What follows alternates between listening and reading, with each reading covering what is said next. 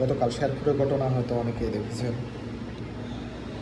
আমাদের দেশে মৃত্যু কতটা সহজ রায়, কাউকে ক্ষমতায় বসানোর জন্য নিজেদের প্রাণ বিসর্জন করা, কাউকে ক্ষমতায় বসানোর জন্য নিজেরা আহত হওয়া।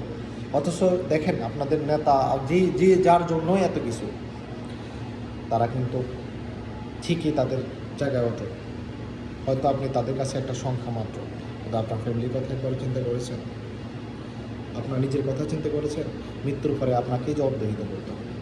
আপনার দ্বারা কাউকে যদি শহীদ করা হয়, শহীদ হয় আপনার হাতে, আপনি এটা জানেন না আমার আল্লাহ বলে দিয়েছেন যে কুল্লু নাফসিন যায়িকাতুল মউত, প্রত্যেকটা প্রাণীকে মৃত্যুর স্বাদ গ্রহণ করতে হবে।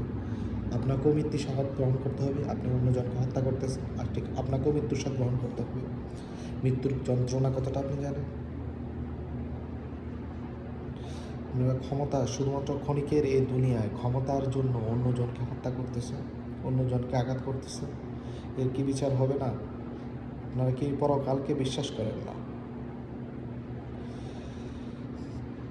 এটা মাথায় ধরে না আমাদের, যে একজনকে ক্ষমতায় বসানোর জন্য আমরা নিজেরা কেন মারামারি করবো? সেহেতু বাংলাদেশি, আমরা একজনকে ক্ষমতায় বসানোর জন্য কেন আমি অন্যজনকে হত্যা করব? অন্যজনকে কেন আমরা অন্যজনের সাথে কেন আমরা হানাহানি করব? আমরা তো সবাই ভাই ভাই, দেশটা তো আমাদেরই।